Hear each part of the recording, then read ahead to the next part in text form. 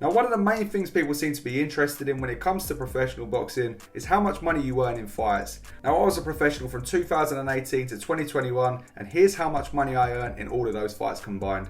Now, starting off, before I get into the nitty gritty of earnings, I need to explain how the ticket sales work for me because it does differ on different professionals. Now, if you were an elite amateur, an Olympic gold medalist for instance, then you're going to get a good deal from the get-go, which means your promotional company is basically going to do all the hard work for you and you're going to get paid pretty well. But most boxers are going to have to do ticket deals. Now, a ticket deal is when you basically sell all your own tickets. The promoter's going to give you a load of tickets, you're going to have to get them out, and you're going to have to pay your expenses and get your earnings from that amount of money. Now, these ticket deals do vary. It depends who you're fighting and who you're fighting under. Typically, you have to pay your promoter, you have to pay the house, the opponent, and your coach out of that money. But I'll break that down as we go along. So starting off with my first professional fight, unfortunately my opponent actually pulled out on the morning of the fight. So I sold 100 tickets initially, but then I had to refund roughly around 30 to 25 tickets. Now the tickets for my first professional fight were priced roughly between 40 to 60 pounds. I sold roughly around 2,800 pounds worth of tickets. And as I went to weigh in to sort out my finances, I had that amount of money there. Now you're gonna have to pay your expenses before you even start earning. Expenses are your opponent's fees, the house fees, and your management fees, as I've already said. In this instance, same as the instance for my first 5 professional fights, the opponents cost me £1,200. Now you might wonder why you're paying the people you're fighting, but when you start off as a professional, you have to face journeymen and you have to pay them depending on the amount of rounds you're fighting and where they're travelling from. So taking that £1,200 off, I also had to pay an additional £1,000 to the house hosting the show, so that's £2,200 taken off those expenses. That left me with £600. 20% of that went to my coach and manager and an extra 50 went to my cuts man. All in all, for my professional debut, because of the pullouts and because I had to refund quite a few tickets, I earned £430 after all of my expenses.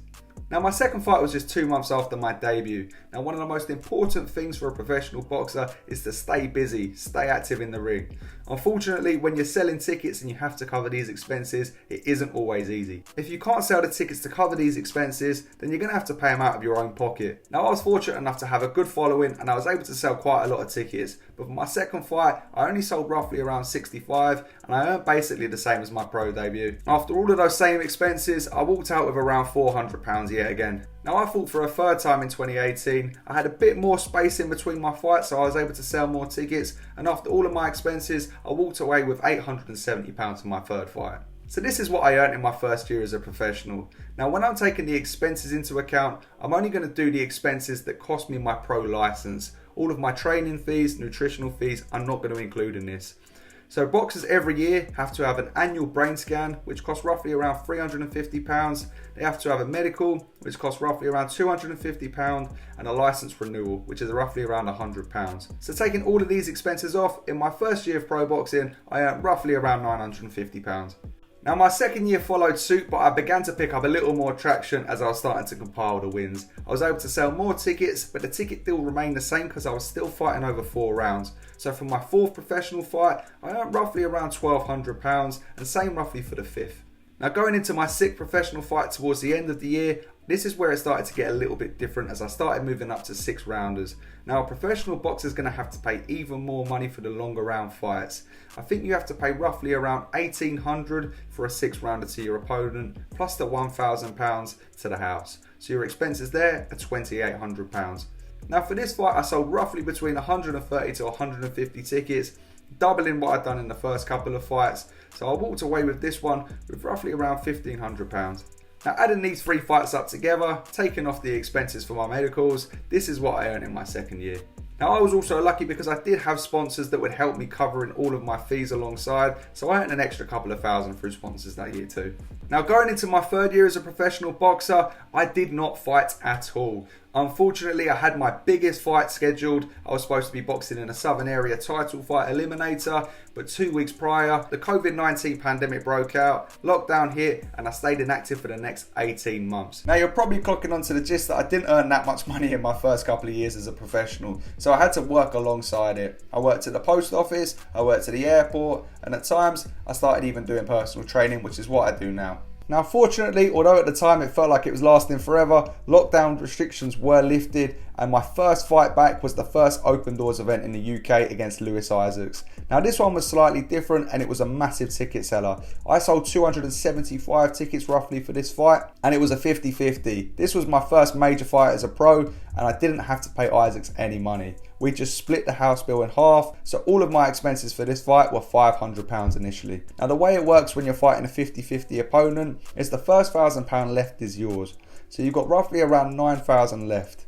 Out of that 9,000, I had to go 50-50 with the promoter. Now obviously I had to pay my expenses, so that's 20% to my coach and manager. Then I had to pay my cuts man, and I had to pay the people that helped me promote the fight. I had some good people that helped me build up the ticket sales for this fight, so this is what I ended up with after the Lewis Isaacs fight. Obviously taking off the expenses again to renew my license, I also broke my hands in the Lewis Isaacs fight, so I had to go and see a private doctor about getting my hands sorted as well, which was roughly around an extra £300. Now the hand injury was keeping me out of action. Although I would have loved to fight since, I wasn't able to punch with my left hand for roughly around 3 months. So I didn't fight again till the following year, which is where I boxed at the Indigo in the O2 Arena. I was buzzing to make some money, it was a televised card and it was a good promotion. Now with this one it was slightly different. Instead of me actually having to drive and deliver all of the tickets, this was all done online. For this fight in particular, I sold around £5,500 worth of tickets. Now I was under the illusion that I was going to be getting a purse for this fight as well as a ticket cut. Unfortunately, I didn't get my purse and I just ended up with 10% left of those tickets. So for my fight at the O2 Arena, I earned just £550. Now what's even worse about this one is that there were complications with my medical that were all resolved, but because of this I had to pay an extra £800 on consultancy fees and scans. So this year was actually a massive minus for me, and it's one of the reasons I took a little step back to focus on other ventures outside of boxing. But again, I had good sponsors that helped me through with any expenses I needed to pay. I must give a massive shout out to Pilgrim Brewery and the Dylan House Foundation in particular for helping me through those 5 years as a pro. But all in all, taking my fight earnings and fight expenses into account, this is roughly what I ended up with over a 5-year period. Now bear in mind, I haven't put any of my living expenses in here and the fact that you're not really able to work around a full training regime.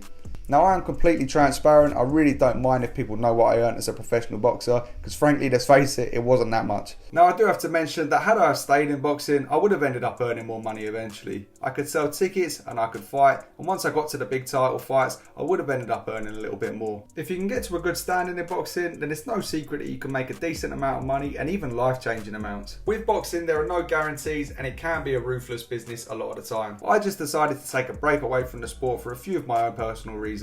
I do also have to say I had a very good team around me as well. My manager and my coach would never take money if I didn't earn that much after fights. They were good boxing people and they always had my best interest at heart. As I always say, professional boxing has given me life-changing experiences and a platform to do all of the things that I've always dreamed of outside of the sport. However, I do think it's important that if you are looking to turn professional or you're just interested in professional boxing, that you do understand how it works and if you want to get into it, what you're getting into. It is all about ticket sales. If you're going to turn pro, you need to be able to sell tickets. I was lucky because I was actually able to sell a substantial amount of tickets, but I've seen so many boxers fall to the side and have to stop their careers early because they can't even sell enough tickets to pay expenses. But that is how much I earned in my career. If you like the content, then please make sure you subscribe, like and share, and let me know in the comment section what other content you'd like to see.